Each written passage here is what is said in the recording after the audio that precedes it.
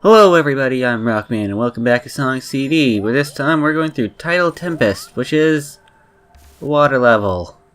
Yay! Water levels, they're the greatest. Although I say that, this one isn't actually too bad compared to other water levels. Since you have the spin dash and the peel out move, Sonic can move pretty fast, and plus this level is kinda cool where it kinda has like two layers. There's a top layer which doesn't have water, which we're kind of at now.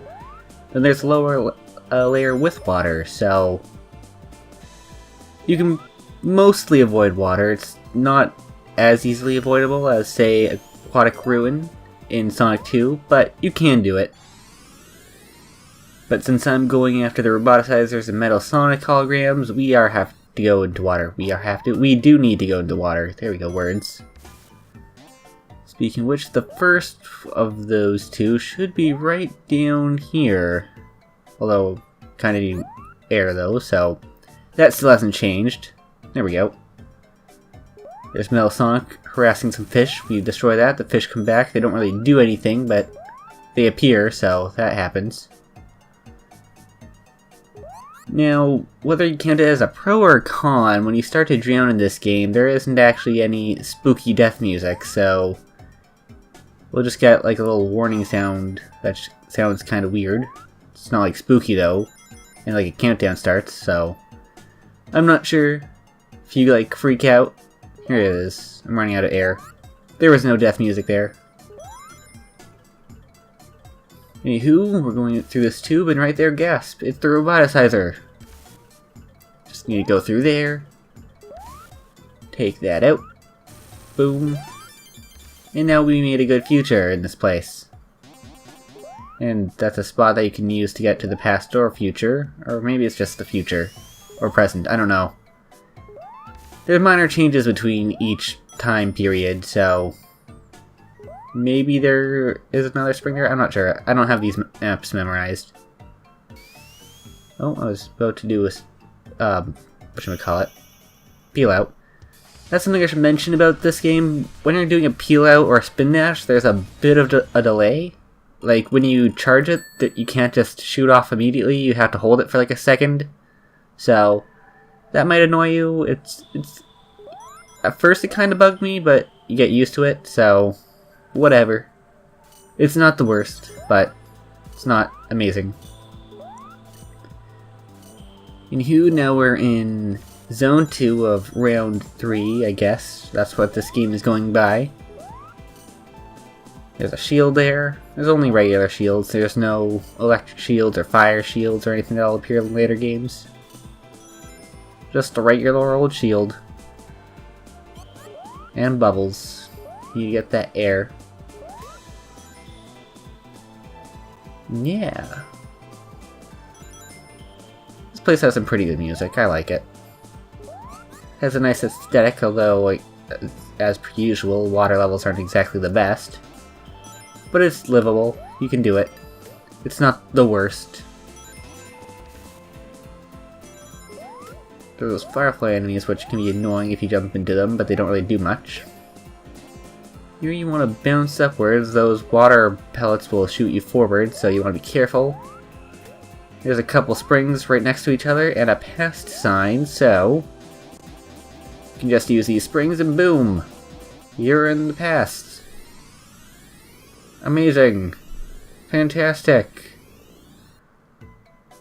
And those springs are gone, so now you can't use them to go forward. But there is one there, so you can use that one to go forward. Amazing! I believe right down here, it should be right below us. There we go. If I don't land on the spring. It's Metal Sonic! Again! And now the fish are back. Or they should be, somewhere else at least. And that's all what Metal Sonic really does. He harasses some animals and they appear somewhere else on the stage. Destroying those don't really do anything. I believe I mentioned that, but pointing out again. Want to get lots of rings this time because, as I said, you can get the Chaos Emerald in any zone, act, round, whatever you want to call them. Each individual level. But I'm getting them once per zone, so keeping things spaced out, trying to time things right. Oh, there, that block would have crushed me if I jumped into it.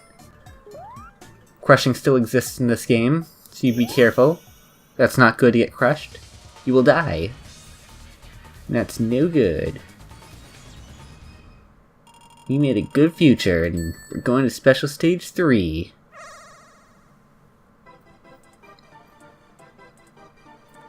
This one, I find they don't really start to get hard until Special Stage 5. This one's about the same as the past ones.